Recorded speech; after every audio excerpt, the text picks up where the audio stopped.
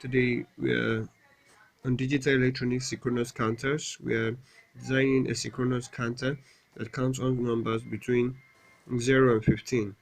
All unused states should be set to 1. So to solve this, here is the state diagram showing which is starting from odd number 1 to 3 to 5 to 7 to 9, 11, 13 and 15 by the progression of the arrows.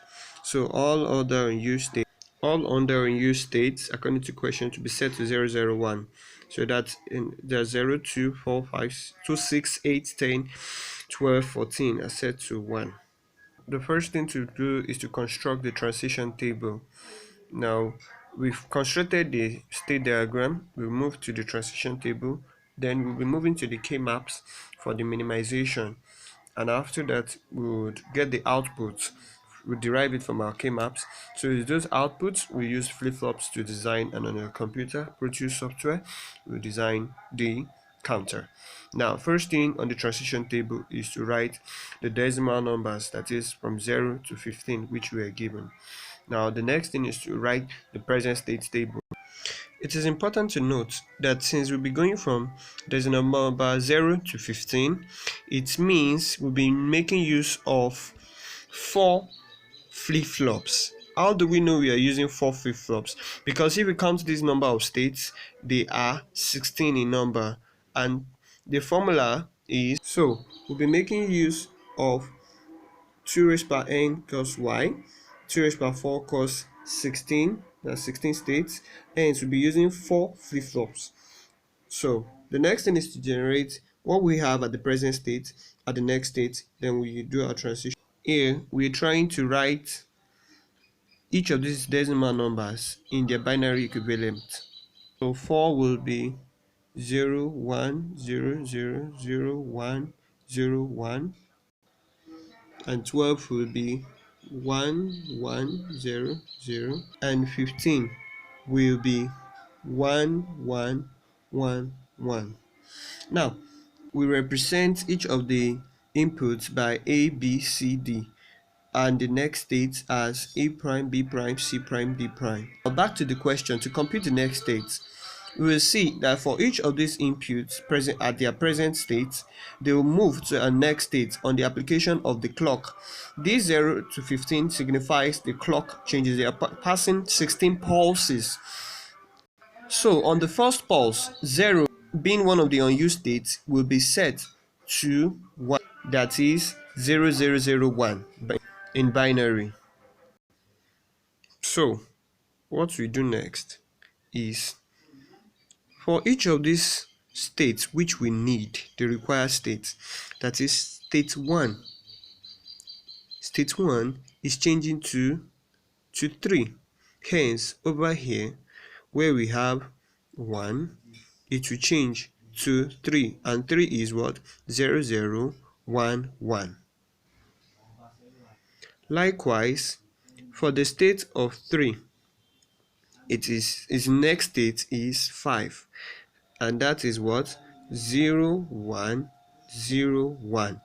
State 5, its next state is 7, and 7 is state 5.